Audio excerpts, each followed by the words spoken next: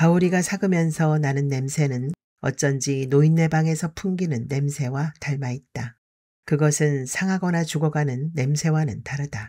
죽었으나 썩지 않기 위해 제 몸을 삭히는 발효의 냄새. 내게서도 언젠가 저런 냄새가 나겠지. 늙고 외롭고 쓸쓸해서 고함치는 냄새. 나도 노인네로 늙어가겠지만 어머니처럼 곱게 늙지는 못할 것이다.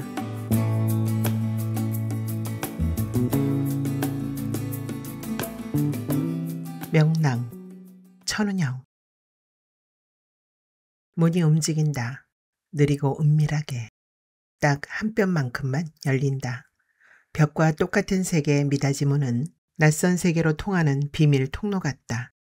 어둠 속에서는 늙은이의 살냄새에 곰팡이 핀 과일, 눅눅한 소미불, 좀약 냄새가 뒤섞여 있다.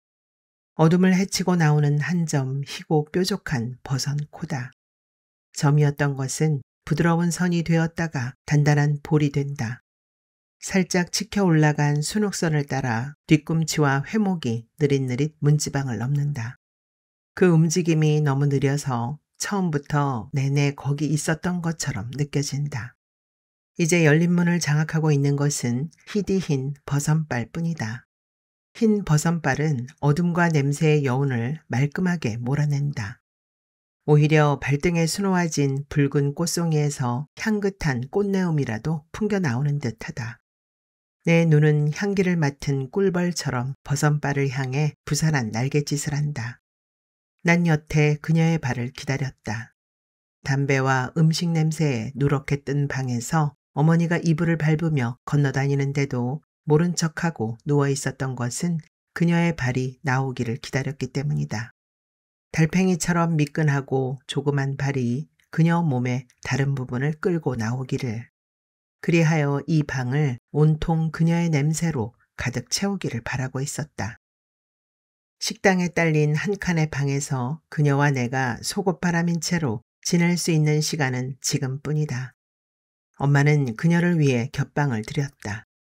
하루 종일 볕 하나 들지 않는 겹방에서 그녀는 손님들이 돌아갈 때까지 2개의 채널밖에 나오지 않는 텔레비전을 보거나 굳은 떡을 먹으며 지낸다. 언제부턴가 그녀는 손님이 없어도 고치처럼 그 방에 틀어박히기 시작했다. 점심 준비가 끝나기 전 볕바라기를 하기 위해 지팡이를 짚고 식당을 나서는 것이 그녀의 유일한 외출이다. 그녀의 발은 촉수를 세운 더듬이다. 공기의 미세한 움직임을 탐색하고 위험을 감지한다. 탐색은 집요하리만치 계속된다. 낡은 항나 치마를 바스락거리며 다리가 나온 것은 2발을 내밀고서도 한참이 지나서다. 이윽고 검버섯핀 손이 문지방을 짚는다. 그녀의 손은 말라 비틀어진 빵 같다. 뼈와 핏줄이 드러난 얇은 살갗 위에는 젖은 꽃이 곰팡이처럼 무리지어 피어있다. 손가락을 움직일 때마다 검은 꽃잎이 벌어져 팔뚝으로 번진다. 젖은 꽃은 주글주글한 가슴패기와 늘어진 목덜미를 지나 광대뼈와 이마까지 줄기를 뻗어올린다. 수쩍은 머리 사이로 드러난 작고 동그란 머리통만 유난히 희고 매끄럽다. 난 그녀의 쪽진 머리를 기억한다. 뒷목 움푹 패인 부분에 은비녀로 꽂은 조그마한 머리따발은 단아하고 정갈해 보였다. 김치에서 흰 머리카락만 발견되지 않았더라도 그녀는 아직 쪽진 머리를 유지하고 있었을 것이다. 엄마가 그녀를 앞에 앉히고 잘라낸 그녀가 평생 빗고 따고 틀어올린 머리카락은 한 줌밖에 되지 않았다. 그녀는 속옷 위에 치마만 두른 차림으로 허공을 응시하고 있다. 그녀는 외출할 때를 제외하고는 저고리를 잘 입지 않는다. 저고리를 손에 꿰을 때마다 가슴께가 아파온다고 고통을 호소하곤 한다.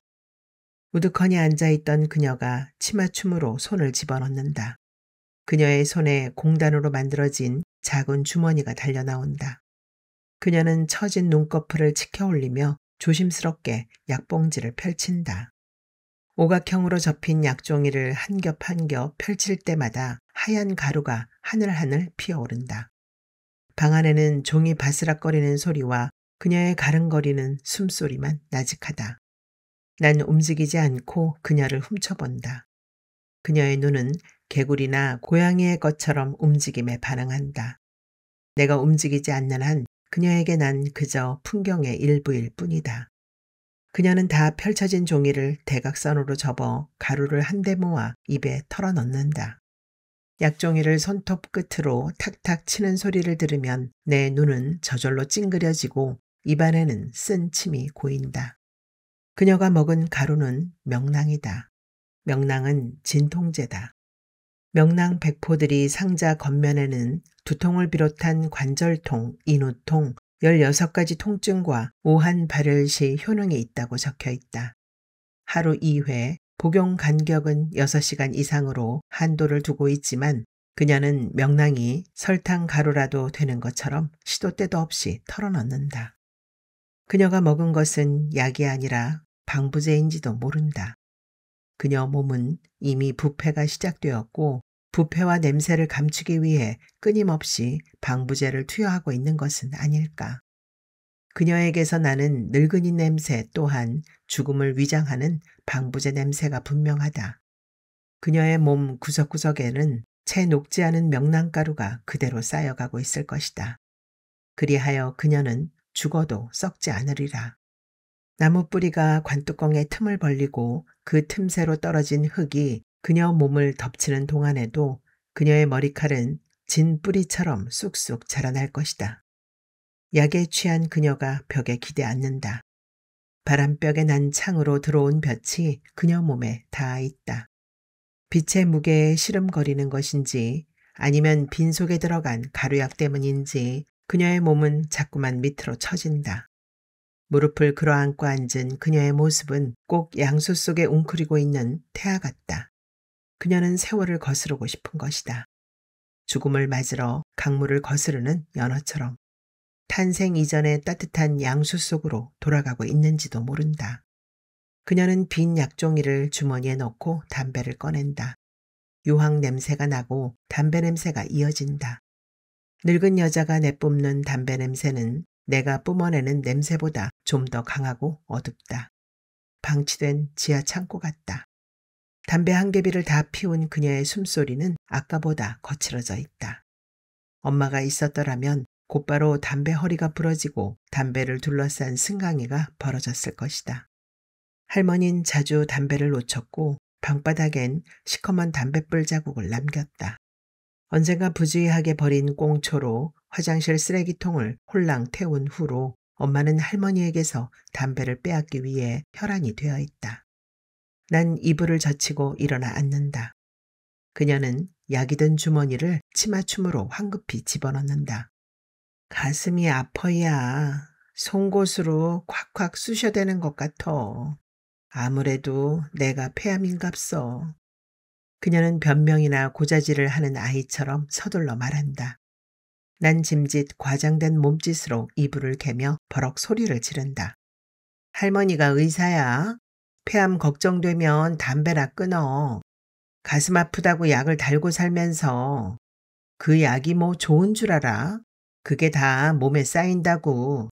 나중에 죽은 다음에 썩지도 않으면 좋겠어. 죽어서 잘 썩는 것도 복이라며. 그녀는 입을 다문다.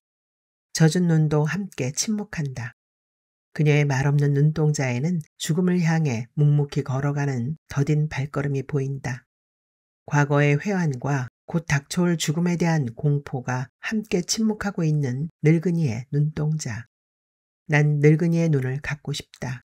바라보면서도 어딘가 다른 곳을 향해 있는, 마른 듯 하면서도 젖어 있는, 간절하면서도 무심한 늙은이의 눈동자. 무엇에도 잡히지 않는 시선의 자유로움이 노인의 눈동자에는 들어있다. 어쩌면 난 늙은 여자가 되고 싶은지도 모른다. 세월의 고난을 거치지 않고서 곧바로 늙은 여자가 되어 세상을 비껴보고 싶은 것이다. 그녀는 말없이 버선발만 바라보고 있다. 약이나 담배를 못하게 하면 그녀는 단번에 입을 다문다. 난 그녀의 침묵하는 눈동자를 보기 위해 일부러 소리를 지르고 윽박지르게 된다. 가느다란 손가락으로 버선 위 국화꽃을 만지작거리고 있는 그녀가 조금 안쓰럽게 느껴진다. 근데 명랑 먹으면 좀 낫긴 해. 명랑 먹으니 살 것 같다. 머리가 꼭 깨질 것 같더니. 그게 뭐 만병통치약이라도 된대. 아까는 가슴이 아프다며. 또 어디가 아픈데? 머리도 아프고 가슴도 아프고 무릎도 아프고. 그녀는 아픈 곳을 말할 때마다 눈을 찡그리며 그 부위를 손으로 꾹꾹 누른다. 난 무릎걸음으로 기어가 그녀의 발을 움켜쥔다. 버선발이 한 손에 안기듯 잡힌다. 그녀의 발은 전족을 한 것처럼 작고 위태롭다. 13은 버선을 벗기면 아기처럼 보드랍고 작은 발이 숨겨져 있다. 굳은 살 없는 뒤꿈치는 땅 한 번 디뎌보지 않은 살처럼 동그랗고 야들야들하다. 흰 버선조차 그녀의 발에 비하면 옥수수 껍질처럼 뻣뻣하고 거칠게 느껴진다. 곧고 가지런한 발가락 끝마다 살포시 앉은 발톱 하나하나는 채 여물지 않은 옥수수의 작은 알갱이 같다. 그녀가 버선을 벗고 발을 씻을 때면 그녀의 발에서는 달짝지근하면서도 비린 풋내가 풍기는 듯하다. 발에는 사람 몸이 다 들어있어. 내가 주물러 줄 테니까 봐. 여기가 머리야. 이렇게 누르면 약 안 먹고도 나아. 잘 기억해 뒀다가 할머니가 틈틈이 눌러줘. 또 어디 가슴도 아프다고? 엄지발가락을 손톱 끝으로 누르며 내가 말한다. 엄지발가락은 머리다. 가슴은 검지발가락에서 새끼발가락 밑 도톰한 부분을 눌러주면 된다. 내가 손가락에 힘을 줄 때마다 그녀는 엄지발가락을 비튼다. 그녀가 발가락을 꼼지락거릴 때마다 내 몸은 고운 옥수수 털에 닿은 듯 근질거린다. 나는 발 중앙선을 따라 폐와 머리와 신장에 좋은 곳을 눌러준다. 손길이 닿는 곳마다 여린 살은 금세 빨갛게 달아오른다. 제대로 사갔다. 이대로 한 이틀 말리면 되겠어. 벌써부터 찌릿하고 알싸한 냄새가 목구멍에서 콧구멍까지 뚫고 나오는 것 같다. 노인네가 죽을 때가 되었는지 느닷없이 삭힌 홍어찜이 먹고 싶단다. 게다가 꾸덕꾸덕 말려 손으로 짝짝 찢어 먹어야겠다는 것이다.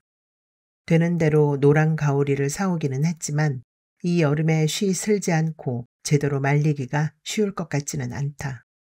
마른 행주로 가오리를 닦을 때부터 파리들이 몰려들더니 기어이 망 바구니 틈새를 쑤시고 들어간다. 집안은 온통 가오리 삭는 냄새다. 가오리가 삭으면서 나는 냄새는 어쩐지 노인네 방에서 풍기는 냄새와 닮아 있다. 그것은 상하거나 죽어가는 냄새와는 다르다. 죽었으나 썩지 않기 위해 제 몸을 삭히는 발효의 냄새. 내게서도 언젠가 저런 냄새가 나겠지. 늙고 외롭고 쓸쓸해서 고함치는 냄새. 나도 노인네로 늙어가겠지만 어머니처럼 곱게 늙지는 못할 것이다.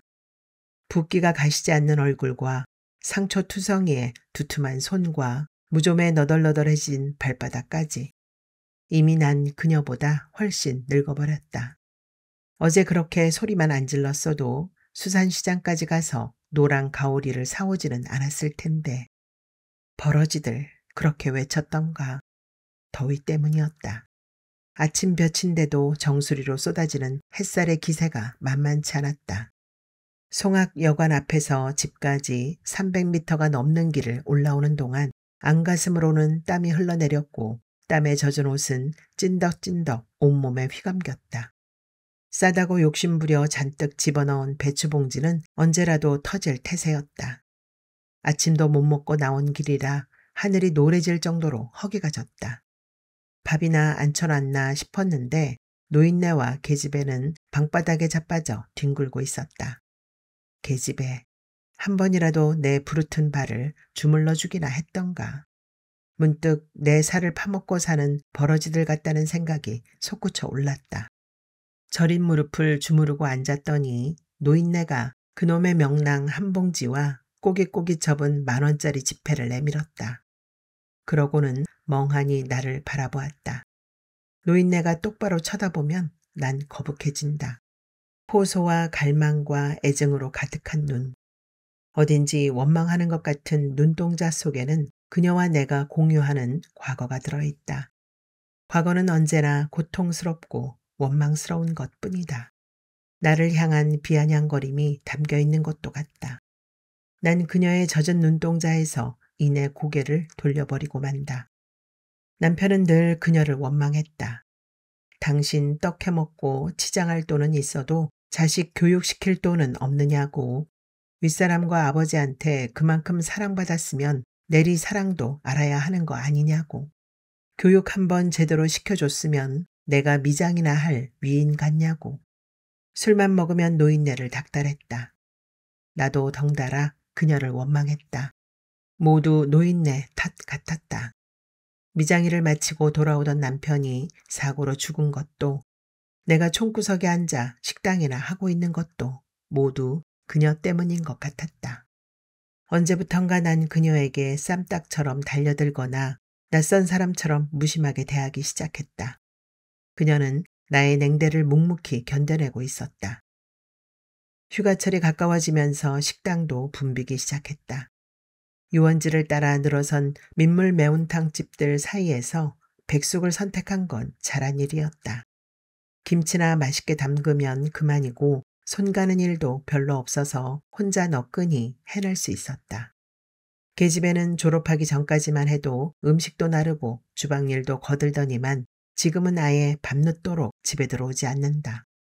나중에 노인네처럼 원망 듣기 싫어 미용 기술에 발 관리사까지 저 하겠다는 건 다 들어줬는데 아직까지 취직도 못하고 용돈까지 타 쓰고 있다. 오늘도 아침을 뜨는 둥 마는 둥 하고 나가더니 어디를 싸돌아다니는지 여태 소식이 없다. 이만 끝인가 싶었는데 늦지막이 손님이 들었다. 바깥 식탁도 다 비었는데 굳이 방에서 먹겠다고 하는 걸 보니 화투 손님이다. 요즘은 화투 손님이 제법 든다. 선풍기를 틀어주고 야채 몇 가지를 상에 얹어주고 나왔다. 압력솥 방울소리가 잦아드는 동안 방 안에선 환성을 지르고 야유를 퍼붓고 떠들썩한 소리가 끊이지 않는다. 그들은 유원지 입구 새로 짓는 건물의 인부들이다. 백숙 쟁반을 갖고 들어가 가위질을 하는 동안에도 그들은 점수를 계산하고 돈을 주고받았다. 9시가 넘었는데 사내들은 일어날 생각을 하지 않는다. 난 방을 오가며 반뼘쯤 열린 미닫이 문을 살핀다. 어쩌다 보니 노인네 저녁도 굶기게 되었다. 손님들 틈에서 제대로 눕지도 못하는 것 같아 겹방을 들였는데 이렇게 늦어질 때는 외려 골방에 가둔 꼴이 되고 만다. 노인네는 문을 조금 열어 밖을 살피며 참을성 있게 기다린다. 숨겨놓은 과자 봉지가 있을 테니 대충 요기는 하겠지. 번거롭긴 하지만 굴비나 좀 쪄 놓아야겠다. 노인네는 기름에 튀긴 생선보다 찐 생선을 더 좋아한다. 뒷방 노인네 주제에 입이 짧아 여간에서 만나게 먹는 법도 없다. 찐 생선 위에는 꼭 실고추라도 뿌려야 되는 줄 안다. 전 하나를 붙여도 꽃타령을 하는 노인네다. 찬장 구석에서 실고추를 찾아 얹고 깨도 넉넉히 뿌려 넣는다. 사내들은 소주 4병을 비우고서야 자리를 털고 일어났다. 손님상을 대충 내놓고 서둘러 밥상을 차린다. 내친 김에 지난 봄 고추장에 박아놓은 더덕도 꺼낸다. 겹방문을 열자 노인네 냄새가 훅 끼쳐온다. 통풍도 환기도 잘 안 되는 골방에서 노인네는 어린애처럼 몸을 둥글게 말고 자고 있다. 치마 사이로 조그만 발이 보인다. 그녀는 양말을 신으면 온몸이 풀어지는 것 같다며 여태 버선을 벗지 못했다.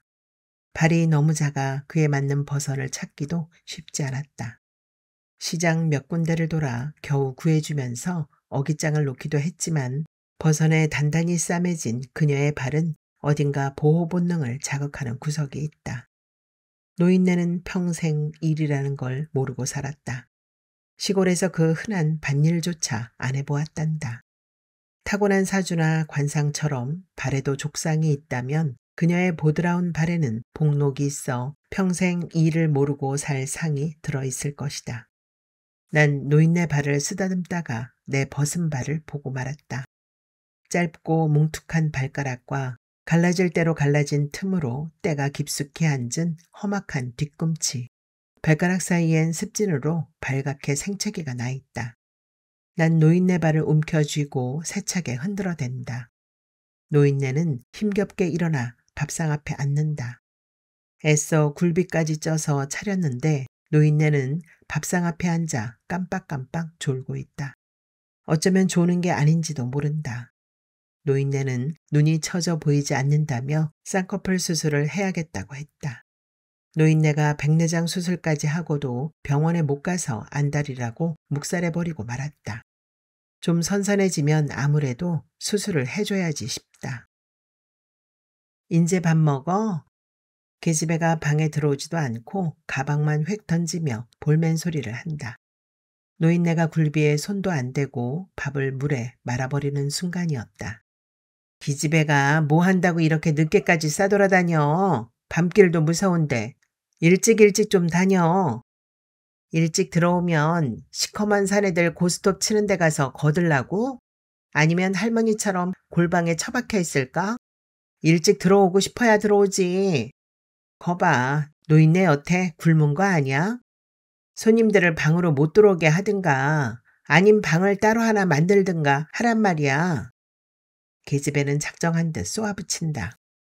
내가 언제 할머니를 가두긴 노인네가 알아서 들어간 거지. 난 밥 먹고 네 할머니만 굶겼니?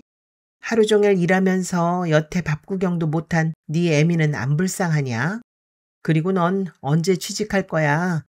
발 관리사인가 뭔가 함은 돈 많이 번다더니 언제 애미 발 한번 주물러줘 봤어? 딸애한테 이기면 뭐 한다고 오기가 나 소리를 지르고야 말았다. 노인네는 좋다 싫다 말없이 오가는 말에 눈길을 돌리며 앉아있다. 입을 실룩거리던 계집애가 벽에 걸린 수건을 확 잡아채고 나가버린다. 계집애는 요즘 나만 보면 유난히 으르렁거린다. 부쩍 늦게 들어오는 날도 많아졌다. 그러고 보니 화장도 향수 냄새도 진해지고 있는 것 같다. 언제부턴가 계집애에게서 담배 냄새가 나기 시작했다. 제 할머니 담배를 슬쩍슬쩍 훔쳐 피울 때도 있다. 노인네, 그러게 어떻게 해서든 담배를 끊게 했어야 했다. 화장실에서 나오면 분명 냄새는 남아있는데 계집애는 꼭 할머니가 다녀갔었다고 핑계를 댄다. 담배 냄새를 감추기 위해 향수를 들고 다니면서 뿌려대기도 한다. 계집애는 자기가 가진 것을 모른다. 자기가 지금 얼마나 젊고 싱싱한지, 젊다는 것만으로도 얼마나 달콤하고 경쾌하고 신선한 향기를 품는지 모른다. 그것이 어떤 고급 향수에 비할까? 안 드실 거면 그만 치워요. 노인네는 젓가락을 내려놓고 뒤로 물러나 앉는다. 난 그릇을 함부로 부딪히며 설거지를 한다. 사내들이 남기고 간 쟁반의 음식과 쓰레기를 한 군데 처박고 부엌바닥에 세제를 풀어 오래 청소를 한다. 방에는 차렵 이불 위에 베개 3개가 나란히 놓여 있다. 노인네는 미닫이 문에 몸을 바싹 붙이고 잠이 들었다. 숨소리도 안 내고 죽은 듯이 잠들어 있는 노인네를 보면 불안해진다. 남편 상을 치르긴 했지만 난 아직 죽음과 마주할 준비가 되어 있지 않다. 노인네 머리맡에 자릿길을 놓는다. 그리고 난 그것이 정화수라도 되듯 빌어보는 것이다. 내가 준비될 때까지만 살아달라고. 모기향을 피워 텔레비전 위에 올려놓는다. 난 가늘게 피어오르는 연기 끝에 코를 들이댄다. 모기향은 중독성이 있다. 모기향에서 사내 냄새가 난다. 그것은 일을 마치고 막 돌아온 남편의 냄새다. 매우면서도 비릿한 시멘트 냄새와 땀 냄새가 적당히 섞인 남자의 냄새다. 난 산의 품속을 파고들듯 모기향을 들이마신다. 불을 끄고 텔레비전만 켜놓는다. 마감 뉴스가 끝날 즈음 계집애가 들어와 옆에 눕는다. 용돈은 있는 거야? 계집애는 아무 대답 없이 등을 보이고 돌아 눕는다. 계집애에게서 풍기는 비누 냄새가 싱그럽다. 계집애는 어느새 잠이 들어 어린애처럼 새근거린다. 난 오늘 받은 식대를 계집애의 가방 속에 넣고 자리에 눕는다. 올 여름은 장마가 일찍 시작된다고 강수량도 많고 긴 장마가 될 것이라는 기상캐스터의 말소리가 어렴풋이 들려온다. 누군가 위에서 빤히 내려다보고 있는 듯한 느낌. 축축하고 뜨뜻한 물기가 몸에 휘감기는 기분이다. 축축한 물기와 함께 매콤한 냄새도 함께 풍겨온다. 소리 없이 새어나오는 연탄가스처럼 유독하고 치명적인 기미. 난 눈을 뜬다. 새벽 어스름에 나를 내려다보고 있는 얼굴은 푸른 가면을 쓴 것처럼 무표정하고 엄숙하다. 푸른 가면 위 벌어진 가느다란 틈새로 눈빛만 허허롭게 빛난다. 목욕 가자. 축축한 목소리가 귓가에 머문다. 목소리가 너무나 고요해서 난 미처 알아듣지 못한다. 목욕 가자. 일어나서 나랑 목욕 좀 가자. 비가 오려나. 몸이 이렇게 옥신거린다. 이 새벽에 무슨 목욕이야. 날도 안 밝았는데. 몸을 일으켜 세우며 짜증스럽게 대꾸한다. 아직 버스가 다닐 시간이 아니다. 근처 목욕탕은 내부 수리를 한다고 지난주부터 문을 닫았다. 난 눈을 비비며 옆에 누운 엄마를 훔쳐본다. 엄마는 두 팔을 위로 치켜든 채 푸푸 소리를 내며 깊이 잠들어 있다. 목욕탕 아직 안 열었어. 내 말을 알아듣기는 한 건지. 그녀는 말없이 밖으로 나간다. 그녀의 등에서 단호한 결의가 느껴진다. 난 그녀가 나가고도 한참을 그대로 앉아 있었다. 텔레비전 위에는 다 탄 모기향이 점선을 그리며 떨어져 있다. 방에서는 꿉꿉한 냄새가 난다. 볼을 손으로 비비며 잠기운을 몰아낸다. 들통 하나 가득 물을 끓이고 김장할 때 쓰는 커다란 고무대야를 씻어놓는다. 식당 부엌에서는 닭 비린내가 난다. 부엌은 금세 뿌연 김으로 가득 찬다. 대야에 뜨거운 물을 부어 수온을 맞추고 그녀에게 손짓을 한다. 그녀는 치마와 속옷을 차례차례 벗고 마지막으로 버선을 벗는다. 그녀의 몸은 너무 작고 왜소해 보인다. 난 대야 안에 그녀를 앉힌 채 떼수건으로 몸을 닦기 시작한다. 몸이 너무 작아 아이를 씻기고 있는 기분이다. 탄탄했던 생기는 모두 빠져나가고 껍질만 남은 살갗. 생기 없는 살이지만 긁힌 상처 하나 없이 깨끗하다. 그녀는 내가 시키는 대로 팔을 들고 고개를 젖히며 조용히 앉아있다. 내 손이 닿는 곳마다 그녀의 살갗은 만족감으로 발그레진다. 목욕을 마치고 옷을 입은 그녀는 몹시 지쳐 보인다. 그녀는 주머니에서 명랑 한 봉지를 꺼내 입에 털어놓고 의자에 앉아 숨을 고른다. 대충 부엌을 치우고 나오자 엄마가 푸석푸석한 머리를 매만지며 방을 나온다. 내가 우리 손녀 덕에 호사를 누리는구나. 애미야, 은희 용돈 좀 줘라. 엄마는 들은 척 안 하고 부엌으로 들어가 버린다. 부엌에서 그릇 부딪히는 소리가 나고 구수한 된장 냄새가 풍겨온다. 그녀는 주머니를 주섬주섬 뒤져 10,000원짜리 한 장을 꺼내 손에 쥐어준다. 됐어. 할머니가 무슨 돈이 있다고. 남자고 여자고 돈 없으면 귀신이 안 나는 법이여. 난 딱히 볼 일도 없는데 외출복으로 갈아입는다. 식당 문을 나서는데 엄마가 불이 나게 나와 우산을 건네준다. 애먼짓 하지 말고 일찍 다녀. 엄마의 목소리가 머리채를 잡아당긴다. 난 뒤도 안 돌아보고 걷는다. 비 오는 날에는 세상의 모든 냄새가 지상에서 맴돈다. 거리는 온통 고기 굽는 냄새와 담뱃짓내, 물 비린내로 가득하다. 난 떠돌이 개처럼 터미널 근처를 맴돌고 있다. 비디오 방에서 영화를 보고 커피숍에 앉아 담배를 반갑이나 피우며 메스꺼운 속을 달래고 나온 참이다. 학원에서는 100% 취업 보장을 했지만 아직까지 연락이 없다. 가방에는 낯선 돈이 들어있었다. 1,000원권과 10,000원권이 뒤섞여 있는 걸 보면 엄마가 손님에게 받은 돈 그대로 넣어둔 듯 싶다. 얼마나 돌아다녔는지 샌들 앞으로 나온 발가락은 빗물에 퉁퉁 불어있다. 나는 회독으로 빵빵하게 부푼 아버지 발을 생각한다. 아버지의 발은 회를 뭉개놓은 듯 딱딱하고 울퉁불퉁했다. 저녁마다 찬물에 담그고 연고를 발랐지만 붓기는 도통 빠지지 않았다. 밤새도록 허리를 구부리고 부푼 발을 긁어대는 소리에 식구들은 밤잠을 설치곤 했다. 난 아버지 발을 만져본 적이 없다. 허옇게 도고른 발에 손을 대면 내 손도 괴물처럼 흉악하게 변할 것 같았다.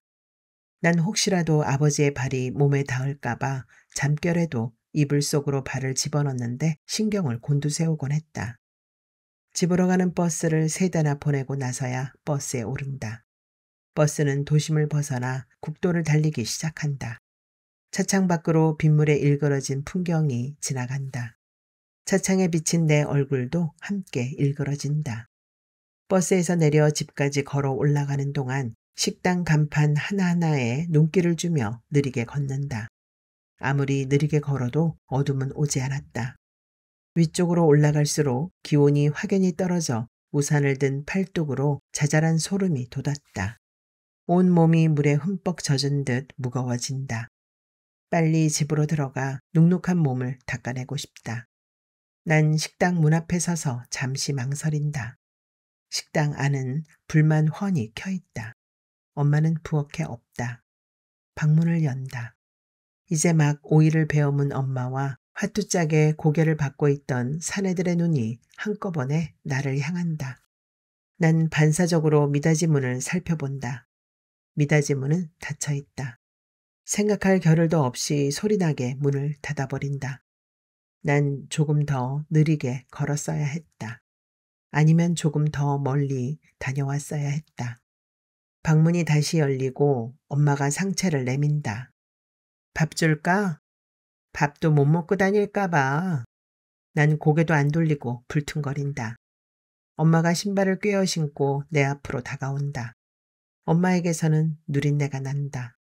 비에 젖은 개털 냄새, 찬바람에 노출된 가죽 잠바 냄새. 엄마에게서 풍기는 냄새는 여자의 냄새가 아니다. 엄마의 목소리가 굵어지면서 수염이라도 난 것처럼 코밑이 검어지면서부터 풍기기 시작한 그 냄새는 사내들의 콧바람에서 묻어나오는 역겨운 냄새와 닮아있다. 늙어가는 여자들에게서는 왜 남자 냄새가 나는 걸까? 냄새나 저리 가. 난 차갑게 쏘아붙이고 밖으로 나온다. 어느새 비는 그치고 어둠이 내려앉아 있다. 식당 길이 끝나고 한가한 계곡길이 나온다. 별빛도 없는 계곡은 칠흑같이 어둡다. 불어난 물소리만 요란하다. 난 너럭바위에 앉아 담배를 피운다. 필터까지 피운 담배를 던지고 새로 담뱃불을 붙인다. 손끝에 담뱃집 냄새가 난다. 손에 묻은 담배 냄새는 아버지의 냄새다. 숲에서는 진이 이겨진 풀 냄새가 난다. 죽어가는 것들은 더욱 강한 향을 품는다. 베어진 풀, 썩어가는 과일, 진 이겨진 꽃잎. 난 빈 담뱃갑을 구겨 던지고 일어난다. 시간이 얼마나 흘렀는지 모르겠다. 식당 앞에 멈춰 선다. 문에 손을 댔다가 뜨거운 것에 댄 듯 황급히 도로 집어넣는다. 그대로 발걸음을 돌려 무작정 아래로 내려간다. 아직 시내로 가는 버스가 있을 것이다. 오는 길에 24시간 하는 찜질방을 보아두었다. 난 머릿속으로 주머니에 든 돈을 헤아리며 버스에 오른다. 다 큰 계집애를 밖으로 돌리면 안 돼요. 찜질방 갔다잖아요. 어머닌 주무시기나 하세요. 어여 가봐라. 집이야 누가 떠매고 갈 것도 아니고. 마치 내가 계집애를 내쫓기라도 한 것처럼 책망하는 소리다. 노인네는 참견을 하고 싶어 안달이 난 눈빛으로 내 등을 떠민다. 차갑게 쏘아붙이던 계집애의 말끝에 묻어난 물기가 내내 마음에 걸렸다. 찜질방에서 자고 오겠다는 말은 핑계에 불과하다. 내 눈으로 확인을 해야만 마음이 놓일 것 같았다. 지갑만 챙겨 서둘러 집을 나선다. 하늘은 구멍이라도 뚫린 것처럼 비를 퍼부어대고 있다. 무슨 사단이 나도 나지. 묵직한 천둥 소리가 들릴 때마다 등줄기에 소름이 돋는다. 비바람에 머리는 쑥대강이처럼 헝클어지고 젖은 옷이 몸에 휘감긴다. 쳐들어오는 비바람을 막아보려고 우산을 바짝 붙여보지만 살이 나간 우산은 제멋대로 뒤집어지기만 한다. 나는 밤도망을 치는 여편네처럼 버스 정류장에 불안하게 서서 오지 않는 버스를 기다린다. 버스 정류장 팻말이 바람에 요동친다. 택시 한 대가 섰다가 흠뻑 젖은 내 몰골을 보고 내빼버린다. 노인네 때문이야. 노인네만 없었어도 계집애 방을 만들어줄 수도 있었어. 남편만 살아있었어도 계집애 방 하나는 문제도 없었겠지. 난 바람에 자꾸 뒤집어지는 우산을 땅바닥에 내팽개쳐 버린다. 우산은 바람에 멀리 날아가 버린다. 쏟아지는 빗줄기 때문인지 몸에서 피어오르는 열기 때문인지 시야가 자꾸 흐려진다. 이가 딱딱 부딪히고 오한이 든다. 멀리 택시 불빛이 빗줄기를 가르며 다가오고 있다. 난 도로 한가운데로 뛰어나가 두 팔을 벌리고 선다. 택시가 멈춘다. 다시 내빼려는 택시 문을 두들겨 기어코 세우고야 만다. 비는 그칠 기미가 보이지 않는다. 찜질방에 들어서자 후끈한 열기가 온몸에 휘감긴다. 흰 운동복을 입고 무료하게 걸어다니는 사람들은 밖에 폭우와는 상관없이 한가로워 보인다. 꼭 이곳 어딘가에 솜털이 뽀얀 남자아이와 손장난치며 누운 계집애를 마주할 것 같다. 난 흠뻑 젖은 채로 이곳저곳을 누비고 다닌다. 사람들은 얼굴을 찌푸리며 피해 다닌다. 계집애를 발견한 곳은 식당이었다. 계집애는 구석에 혼자 앉아 미역국을 먹고 있다. 혼자 밥을 먹고 있는 계집애를 보자 여태 졸이던 마음이 울컥해진다. 등도 밀게 같이 가자고 하지 왜 혼자 와? 계집애가 숟가락을 든 채로 나를 올려다본다. 물기를 머금은 계집애의 눈이 한결 커다래진다. 비 오는데 어떻게 여기까지 왔어? 어떻게 오긴 택시 타고 왔지. 엉덩이를 들어 자리를 내주는 폼이 내가 온 것이 싫지는 않은 모양이다. 난 숟가락을 꺼내 미역국을 거들며 말한다. 에이구, 여긴 별세상이다. 밖은 난리가 났는데. 비 많이 와? 얼른 옷 갈아입어. 사람들이 쳐다보잖아. 운동복으로 갈아입고 젖은 옷을 빨아 맥반석 사우나에 걸쳐둔다. 계집애가 냉 커피통을 불 속 내밀고 수건으로 내 머리를 싸매준다. 난 차가운 커피를 쭉 들이켠 다음 계집애를 따라 동굴처럼 생긴 방으로 들어가 자리를 잡는다. 뜨끈한 공기가 오히려 아늑하게 느껴진다. 난 목침을 베고 벌렁 누워버린다. 계집애가 갑자기 내 발을 끌어당겨 감싸 쥔다. 각질 제거 좀 해야겠어. 그러게 양말 좀 신고 다니라 그랬잖아. 지저분한데 뭐하러 만져. 계집애는 슬쩍 눈을 흘기고는 내 발을 바싹 끌어당긴다. 빗물에 젖은 발이 허옇게 불어있다. 계집애는 능숙한 손놀림으로 발가락을 주무르고 뒤꿈치를 두들긴다. 계집애의 손이 닿는 곳마다 시원한 느낌이 전해져 온다. 난 발을 내맡긴 채로 천장을 쳐다본다. 천장 가득 반짝이는 자수정이 별빛처럼 부서진다. 날이 밝고 나서야 찜질방을 나온다. 밤새 바싹 마른 옷에 꺼끌한 감촉과 향긋한 샴푸 냄새에 기분이 좋아진다. 얼마나 밀어댔는지 가슴페기가 발같아. 둘 다 발글에 달아오른 볼을 비비고 버스에 오른다. 버스는 물살을 가르며 도로를 질러간다. 밤새 비가 많이 온 모양이다. 여기저기 떠밀려온 쓰레기 더미와 부러진 나뭇가지들로 길거리가 어수선하다. 어제 비를 맞고 서 있던 버스 정류장에는 사람들이 모여 있다. 소방차와 구급차가 마을 입구에 서 있고 부산하게 나다니는 모습이 무슨 일이라도 난 것 같다. 위쪽에서 내려오는 물이 발목까지 차오른다. 난 계집애의 손을 꼭 부여잡는다. 계집애와 찜질방에 있는 동안 불어난 계곡물이 돌들을 굴렸다. 순식간에 일어난 일이었다. 아무도 막을 순 없었다. 1시간에 100밀리가 넘는 비가 내렸다. 계곡의 물줄기가 바뀌고 나무들이 뽑혀나갔다. 축대 위 가건물로 만든 가게마다 물의 압력을 견디지 못하고 무너져 내렸다. 비는 길과 계곡과 집의 경계를 지웠다. 사람들은 몸이라도 빠져나온 것이 다행이라고 했다. 계집애의 손을 잡고 흙구덩이에 푹푹 빠지며 집으로 올라간다. 위로 올라갈수록 길은 더 험악해진다. 굴러온 돌덩이들과 나무들이 마구 널려 있어 걷기조차 힘들다. 유원지를 따라 늘어선 식당들은 대부분이 폭우에 휩쓸리고 뭉개져 있다. 길을 가늠하기조차 어렵다. 계집애와 난 누가 먼저랄 것도 없이 손을 놓고 뛰기 시작한다. 저만치 우리 집이 보여야 하는데 보이는 것은 온통 벌건 흙과 바위들 뿐이다. 계집애는 계곡으로 변한 집마당을 향해 달려간다. 집은 처참하게 뭉개져 있다. 다리에 힘이 빠진다. 난 그대로 주저앉고 만다. 사람들이 모여든다. 계집애는 흙덩이가 되어버린 집에 엎드려 흙을 파헤치기 시작한다. 난 계집애의 울부짖는 소리를 들으며 꼼짝도 못하고 앉아있다. 여자의 새끼발가락엔 은발찌가 끼어져 있다. 여자는 지압봉이 지나갈 때마다 옅은 신음소리를 낸다. 지압봉이 발바닥 가운데를 누를 때엔 결국 손을 들어 무릎을 꼭 쥐고 만다. 뒤꿈치 지압을 마치면 이제 발끝부터 종아리까지의 경락에 들어가게 된다. 손이 저릿해 온다. 난 지압봉을 고쳐쥐고 발 뒤꿈치를 누르기 시작한다. 발 관리실에 나오기 시작한 지 한 달이 되어가지만 난 아직까지 그녀의 발처럼 작고 아름다운 발을 본 적이 없다. 눈을 감아도 검은 망막 위에 곧바로 새겨지는 버선발. 난 사람들이 양말을 벗고 맨발을 보일 때마다 그녀의 버선발을 생각한다. 무너진 집에서 발견된 할머니는 맨발이었다.